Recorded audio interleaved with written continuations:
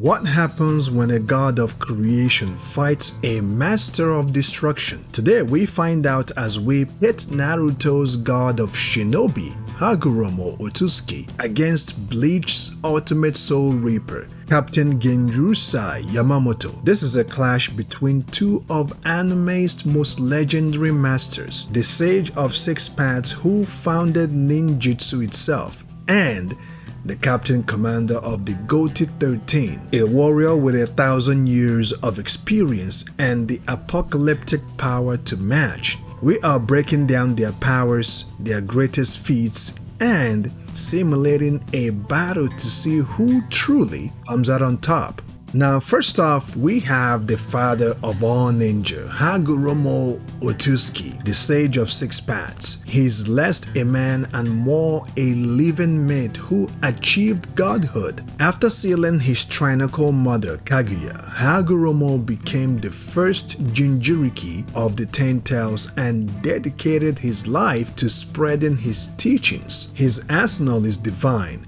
As the wielder of the Rinnegan, he commands the Six Paths technique, giving him mastery over gravity, the power to rip out souls and even mechanize his body. He possesses Six Paths Sage Mode, a state granting him a perfect understanding of chakra and access his famous truth-seeking orbs. These black spheres are composed of all 5 elemental natures, plus yin-yang release and nullify any ninjutsu they touch. He can even shape them into weapons like the Sword of Nyoboku. But his true game changer is the creation of all things technique using yin-yang release. Hagoromo can create form from nothingness and breathe life into it. This is how he split the monstrous 10 tails into the 9 individual tailed beasts, making him a biological reality warper. His feats are just as legendary alongside his brother, who created the moon to imprison his mother. Hagoromo doesn't just play by the rules, he writes them. Now for his opponent, the man who has commanded the Soul Reapers for over a millennium, Captain Commander Yamamoto. As the founder of the Goatee 13, Yamamoto is a relic from an era of ruthless killers. With a body covered in scars and a spiritual pressure so immense it can incapacitate lieutenants. He's mastered every form of Soul Reaper combat, but his true power lies in his Zanpakuto, Ryujin Jika, the oldest and most powerful fire-type sword. Its Shikai unleashes a firestorm hot enough to scorch the sky, capable of trapping captain-level foes in a cage of inescapable flames. But his bankai Zanka no Techi is so destructive it threatens to destroy the Soul Society itself if used for too long.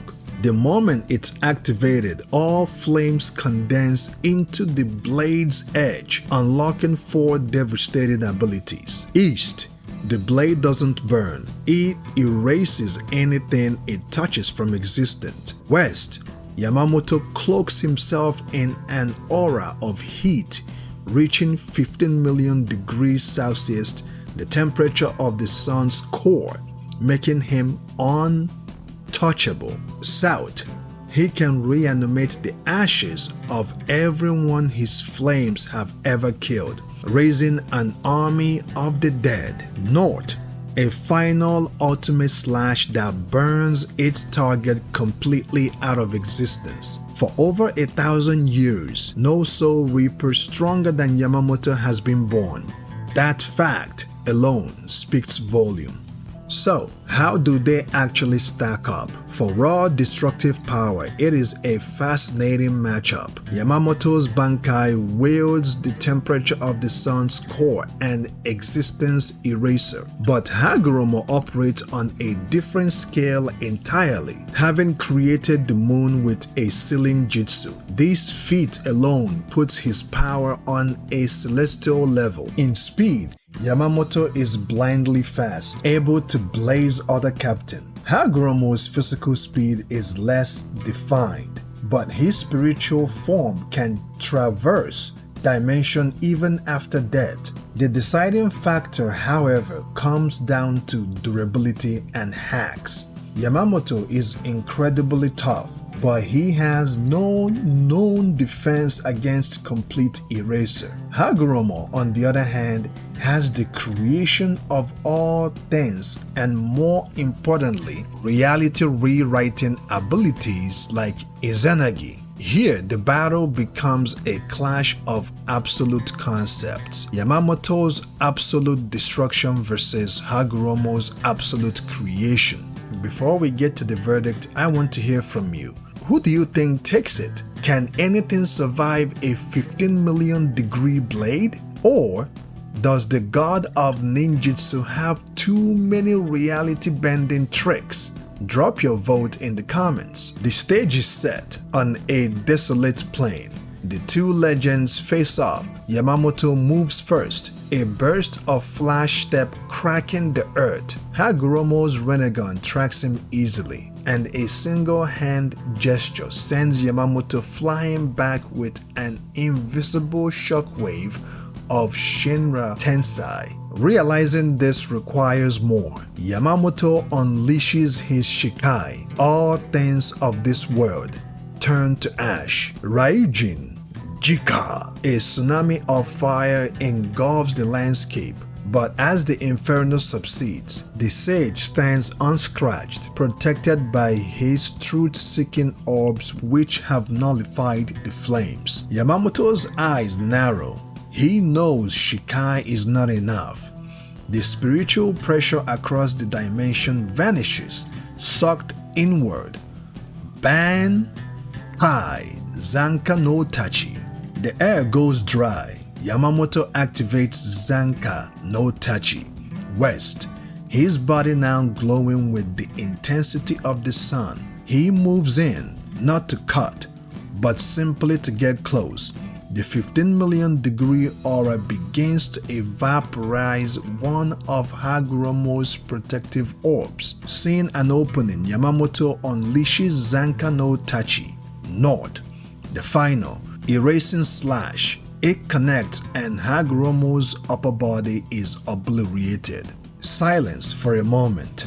Yamamoto is victorious, but then reality flicks. Hagoromo's form reappears, completely whole. One Renegon now shuts forever.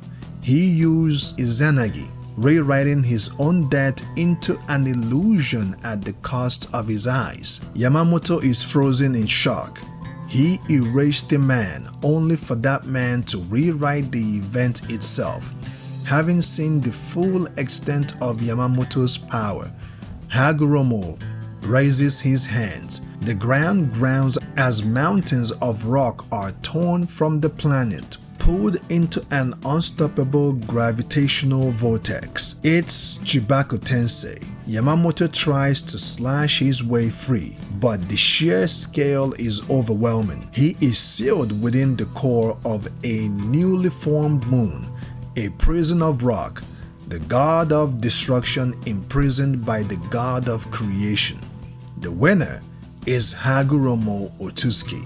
Now, Yamamoto is an absolute monster, and Zankai no Tachi is one of the most terrifying abilities in all of anime. He absolutely could kill Hagoromo. The problem is, killing Hagoromo isn't enough. His victory boils down to two key advantages that place him in a higher tier. First is his arsenal of reality-bending hacks. Izanagi allowed him to treat an existence-erasing attack as a minor setback, and while it cost him an eye, his creation of all things technique could likely restore it, making him impossibly difficult to put down for good. Second, Hagoromo's power operates on a scale Yamamoto simply cannot match. Yamamoto can threaten to destroy a planet's surface, but Hagoromo can create a moon to use as a prison. Yamamoto's power is the apex of destruction, But Hagoromo's is the power of a true god who can bend the rule of reality itself. Yamamoto is a perfect warrior. Hagoromo simply rewrites the outcome of the fight. And that's how I see this epic matchup going down. I know there are 1,000 arguments to be made. Did I get it right? Did you agree with the Izanagi save? Let me know what you think in the comments, and more importantly, tell me what matchup you want to see broken down next. If you had fun, do all the good stuff for the algorithm, and see you in the next great debate.